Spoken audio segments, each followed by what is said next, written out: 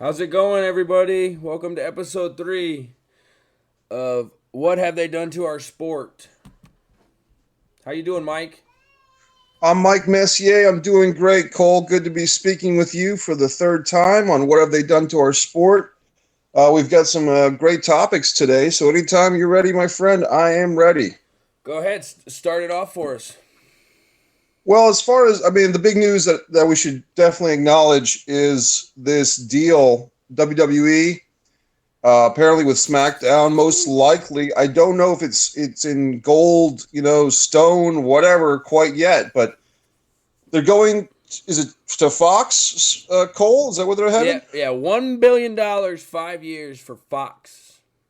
Right. And On, so I guess the big contrast that people made, a point of noting was that Raw and SmackDown, just as a real brief overview, were not particularly creative this week. And so people had a lot of fun with that, saying like, can they get their money back? Meaning Fox, because it was such really pretty weak, non-eventful shows. It definitely was an Attitude Era, must-watch TV. It was more like, okay, one hot dog match after another type of thing. yeah, Um, I don't see how anybody would pay $1 billion for what's going on. I mean, they lose ratings every single week, so I don't understand it. But what do I know? I don't know anything. I'm just some guy from Omaha, Nebraska. I just well, and like everybody ignores this, that the Fox paid the NFL triple what they paid WWE for 12 games a week or 12 games a year for 3 years. So 36 games total in a contract, triple what they paid WWE, and WWE is going to be live 52 weeks out of the year. I guess so. So the point that people are making is that maybe WWE, even with the $1 billion deal, was undersold, or they undersold themselves. They think they should have tried to get more money. Is that point of I view? mean, that's what I'm looking at. I mean, like I said, 12 games a week for triple the amount of money you're paying somebody to do 52 weeks of television. I mean, what does that Well, say? well, it's commonly thought that NFL gets much bigger ratings than WWE, at least at this point. Oh, for sure, for sure. But I'm just saying 52 is probably what, 4 times more than 12, 12, 24, 36, 48. So, I mean, they're doing 4 times the TV shows for one third the price. I mean, they're still going to get overall more viewers than the NFL's 12 games in those 52 Well, that's a weeks. good point. That's a good point too. Yeah, but that is a good point. It really comes down to advertising dollars, and hey, maybe you should be negotiating with WWE, to make that case. My thought that the reason why WWE got a deal as good as it did get was because of consistency. And let's face it, NFL players, a Tom Brady is going to make more money than a John Cena. No matter how many T-shirts or action figures John Cena has, that's why Cena and The Rock and others go to movies, because a guy like Tom Brady, or name any top NFL player, they're going to make so much more money than a wrestler. And I would assume, but I could be wrong, that the NFL as a whole is more making more money than the WWE, but I could be wrong. I don't know. Yeah, yeah, the NFL probably does. I mean, that just means we're gonna get and it's going to 3 hours on a Friday night. I mean, I don't see people watching on a Friday. I'm not gonna sit at home to watch SmackDown. You know what I mean? They're gonna lose viewership that way, right? I think as well. Well, they did do Fridays for years. I want to say they started on Thursday with SmackDown. They went to Friday, 3 or 4 years into it, and I think it was on Friday for several years. And I think you're right. The ratings weren't through the roof, and it did become a show that was totally non-watchable. I mean, you could just during those eras of the kind of the lame SmackDown years, you maybe had Edge and Undertaker doing really good stuff, and I'm talking like the 2008 to 2012 type of years. You know what I mean? Like it did get to be a very stagnant, non-eventful show. And I remember when Jim Ross was drafted to SmackDown, like one of those last years they did the draft, and Ross was visibly upset because he didn't want to go to SmackDown. You know, so it's an interesting thing. I think just I do have a whole thing that maybe we'll come back to Raw and SmackDown, because what I put out there for the wrestling fans this week, and you, Cole, as well, is I had those matches that I wanted people to check out. And the first one was the 2018. I guess the match took place at World Series of Wrestling, or they just call it World Series Wrestling in Australia. And you checked that match out, didn't you, Cole? Yes, sir. And then actually, I just watched it here a little bit ago before we got on here. I liked And it. I liked it. okay, cool. And it was. Tell me about these guys that were in it, and your takes on these guys. It was Austin Aries defending one of his multiple championships, and what do you know about what you saw in that one? I'll tell you right now, my favorite spot was the double title hit spot where the ref caught him the first time, and then they went back to the corner and grabbed two more belts and hit each other with them. I thought that was pretty clever. And Right. the false finishes, how that one sequence where they did like six in a row to each other, that was also pretty cool. They told a story in a match. That's something you don't see anymore. They told a story. Is how I looked This at it. just so everyone's on point with this. This was Austin Aries defending, I believe, his World Series Wrestling Championship against. Is it Marty Scurll? Is that Yep. how I pronounce it? Yep. Marty Scroll. Yep. And what do you know about Marty? Is he like he's part of the Bullet Club, or he's like the loose cannon Brian Pillman of the Bullet Club? That's kind of what I was getting from him. Is that accurate or Yeah, I not? mean that's how I saw. I didn't really know too much about him until that match, and then I watched that match and did a little bit research on him. He's definitely over with the crowd. I mean, the crowd was chanting, "F you, Aries, you suck, Aries," and so he was definitely the baby face in that match. And Marty Scurll, I mean, I guess this is a thing where, in full disclosure, probably a lot of people that are watching our podcast know more about Marty Scurll than I do. And I don't know too much about him. I know that I've kind of seen him hanging around the Bullet Club and stuff like that. And I believe he was at that All In press conference. Was that him singing the song, the Backstreet Boys song, or something like "You Want It That Way" or "I Love You That Way"? Was he the one singing the song? Was I, that Marty? I'm pretty accurate. I'm pretty sure it was. I don't know 100% either. I don't like I said I didn't really know too much about him until you sent me that match, and then I watched that match and it was pretty freaking good. So I did some more research. I'm gonna watch a Well, couple more matches of his tonight. does he do the finger busting stuff a lot? He busts people's fingers. Is that? I guess that's Yep. one of his gimmicks. Break his fingers. Yeah, they kept chanting that too. So So here's my take on the whole thing. And for several years, man, 2017, I might have told you this, was the first year I did not attend a live pro wrestling match in a long, long time. Like and when I mean match, I mean a whole card. Like for calendar years up and down my life, no matter where I was, high school, college, before that, after that, I was going to see a live wrestling show every calendar year. I didn't even have to think about it too much. You know what I mean? yep. But 2017, it came down to the wire. Like it came down to the last couple of days of the year. And I was like, oh my God, I can't believe it. I've been so non into going to the matches. I still watch on TV and still talk about wrestling, but I just didn't end up going. And when I see something like this Marty Scurll match, I guess this is where you and I are going to disagree a bit because I do not like the match, and I can tell you why I don't like the match. I can tell you what I do like about the match first, which was I did like the enthusiasm of the crowd. This I believe was in Australia, and I did like the break fingers gimmick, and I did like how I'm assuming he doesn't actually break these guys' fingers because I do remember I think Raven and Tommy Dreamer actually did break. Raven broke Tommy's fingers in a match in ECW, so I wouldn't put it past these guys to do stuff. Yeah, yeah. But what Tommy's. Side note, real quick. Tommy's a tough son B. Tommy Dreamer's a real cool guy, man, and he's a great guy. Really loves wrestling, and he took those broken fingers just to put himself and Raven and that whole feud over. I mean, it's legitimate. Yep. So when I see this Marty Scurll doing these fingers, and he calls himself the villain, that's his nickname.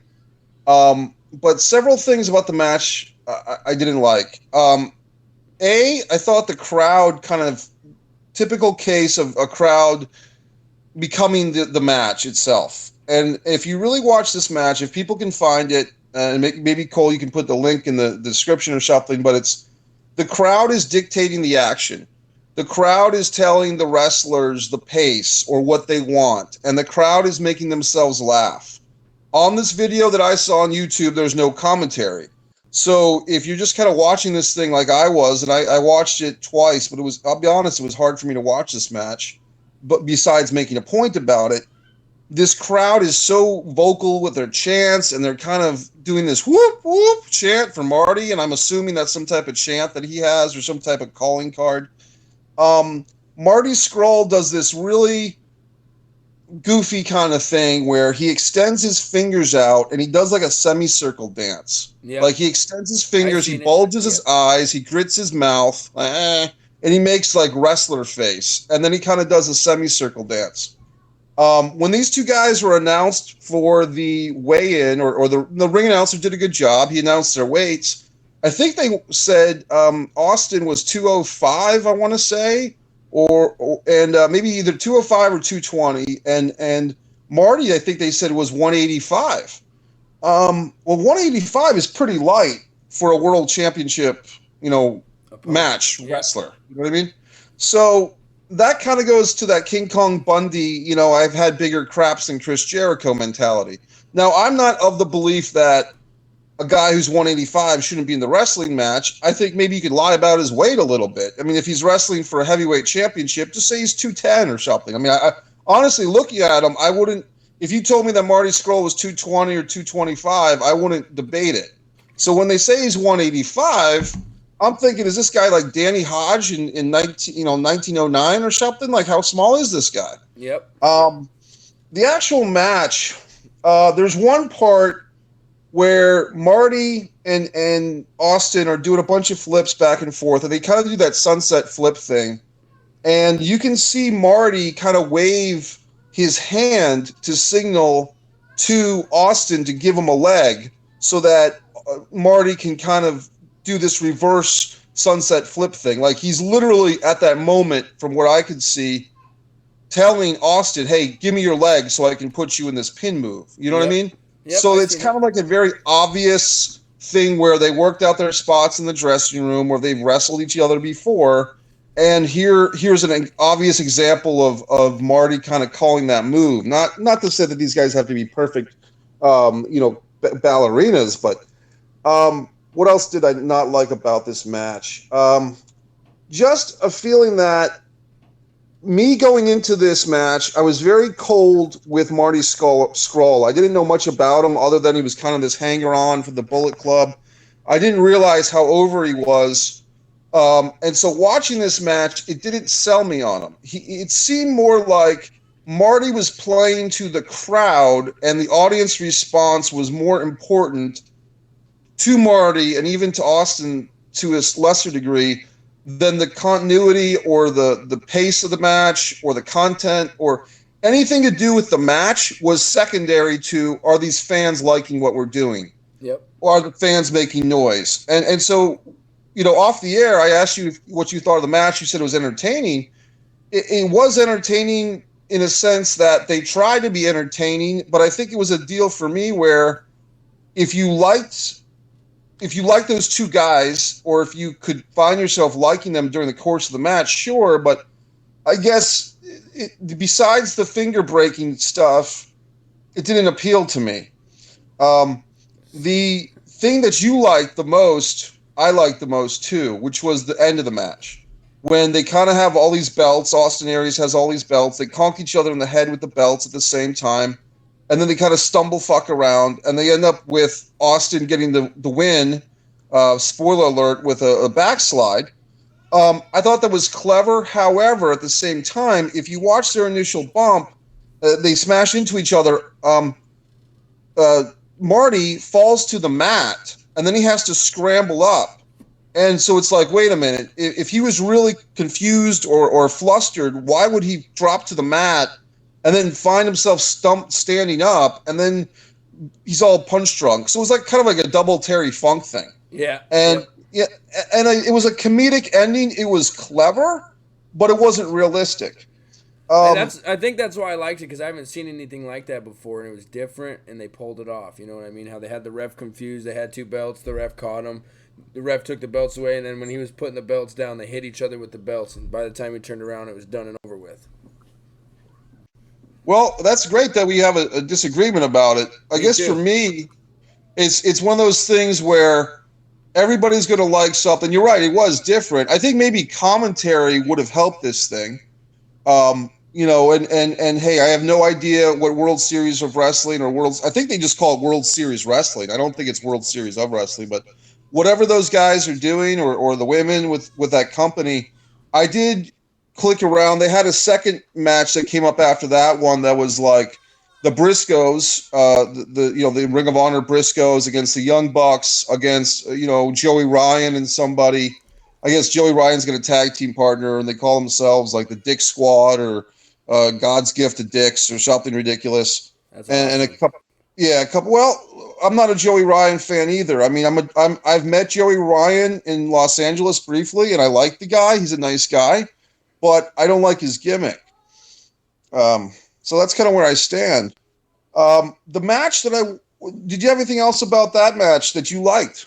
No, like The you said, I'm glad we disagreed because I liked the match. I mean, there was a couple spots that were like, all right, this is dragging out a little bit different, but I liked it was different. It seemed like they were telling a story in there to me more than you see nowadays. It wasn't a big spot fest. They worked the outside, they punched, they kicked. It wasn't just power bomb off the top rope, jump off the top rope, shit like that. It was different, like you said, the breaking the fingers on the side of the ring, stuff like that. I liked it, and it probably would have been a lot better with commentary. Right. And here's the thing. Did you get a chance to see the other matches I mentioned? And going way, way back. And this is maybe where fans are wondering, where is this going? This is where it's headed. It's headed to a comparison of time eras with wrestling. Starrcade 1984 was not one of the better Starrcades. Most people who remember Starrcade think of 83. They definitely think of 85. They think of 86.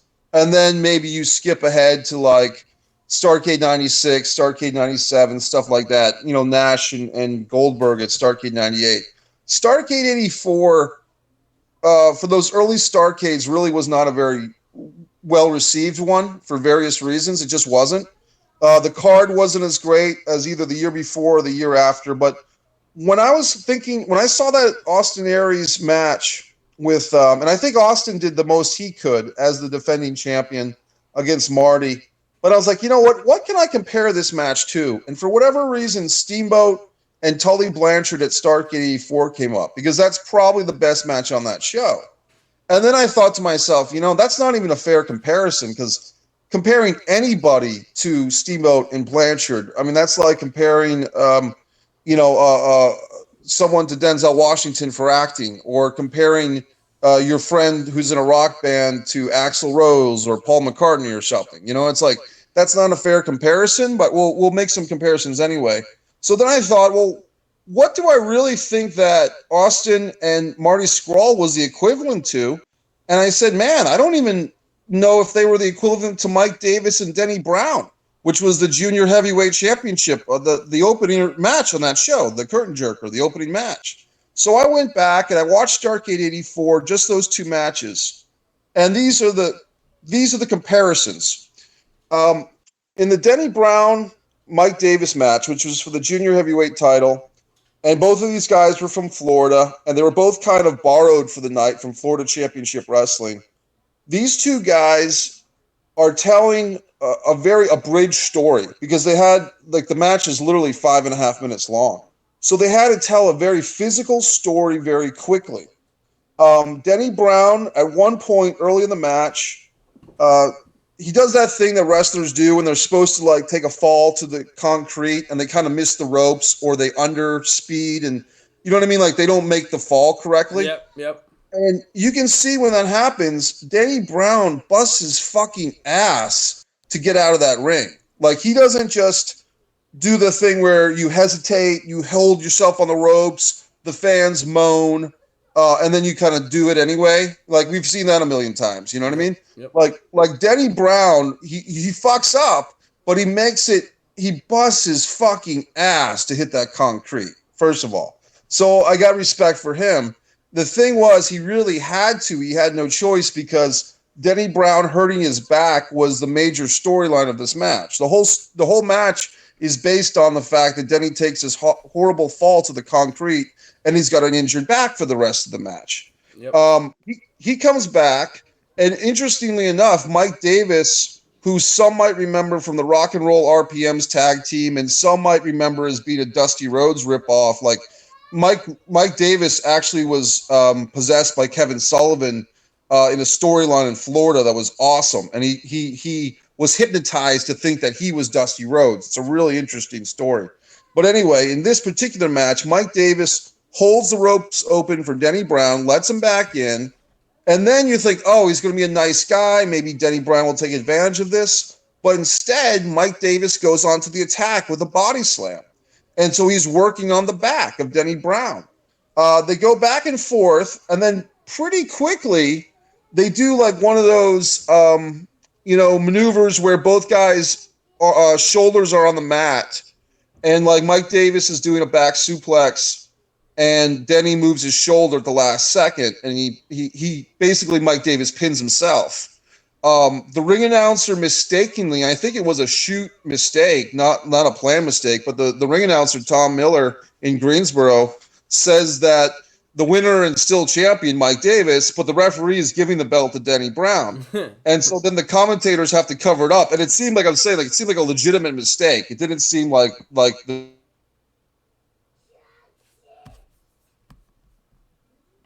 Hey.